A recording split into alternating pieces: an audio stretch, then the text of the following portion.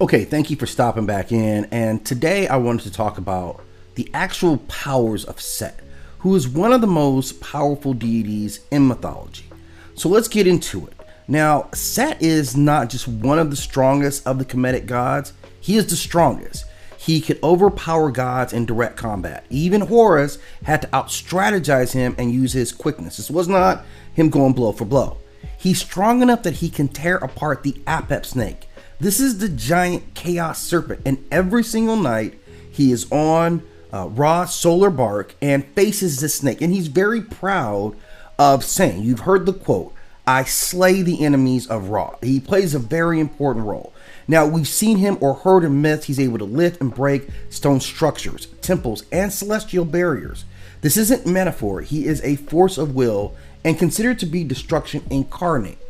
Now let's talk about some of his other abilities, because we mentioned him in his connection to the storm. He has great storm manipulation and desert mastery. He can wield sandstorms as an offensive weapon, capable of blinding armies or just stripping the flesh from your bones. He commands thunder and lightning, which he uses as divine weapons. He can form heat mirages and desert illusions to confuse enemies or to cloak his presence, allowing him to make more strategic attacks. And the desert itself obeys him. So he has command of the shifting landscapes. He can bury oases. He can cut off trade routes. He commands the desert. He also possesses control over chaos, which I think is the most significant part of who he is. He doesn't just use chaos. He is chaos. He embodies chaos. He's given that as a weapon that he uses in battles, and he can make all types of things happen. He can disrupt spells, he can break enchantments, he can turn illusions on their own spell casters. He is considered to be the master of reverse ma'at, understanding that he can unravel order like a hacker of cosmic laws.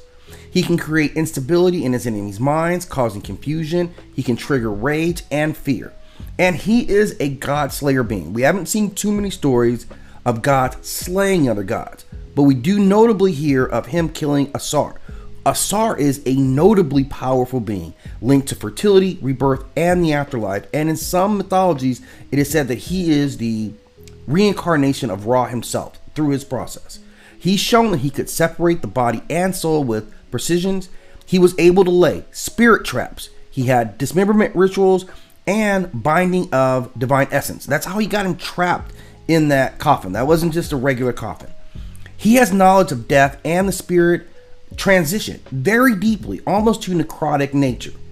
And as a chaos being, he was even able to fight the largest chaos. He is an embodiment of chaos, but Apep is chaos himself. And he wields this Was-scepter infused with desert lightning and spiritual voltage to be able to pierce through the flesh of this great chaotic being. So he can go far beyond just physical damage. He is in the spiritual realm. Now, he has a notable scream or roar that is actually a sonic force. Now, we talked about the power of vibrational energy. Well, he commands that, and he has the ability to create this vibrational energy that is echoed in multiple realms simultaneously. Now, we know he's got shape-shifting and form warping abilities. He can take the form of beast or divine creatures. His signature was the unknown Set animal, a creature that no one can properly identify as it mixes parts from multiple beings. He can hide in the sand. He can become a sand cloud himself. He can mimic enemy voices and shadows. And he can take on animal fusion characteristics, oftentimes blending the hyena, the boar, the donkey, and the jackal, all designed for survival, violence, and spiritual resilience. A very powerful deity indeed. Now, he is not within harmony. That's kind of where the only knocks against him come. He is not meant to be peaceful. He is not meant to be nurturing. He is not that in any way. He is not a creator. He is a destroyer. He is a necessary disruptive force. His power thrives on conflict. So in peacetime, he becomes suspect, exiled, or demonized. But Set is a powerful, necessary force of creation itself. He is the ultimate protector that holds together all of order by his protection of Ra every single night. And without him, we would have descended into true chaos long ago. I just wanted to get into his powers with all that he has. Again, not having the ability to create life is the only real knock against Set.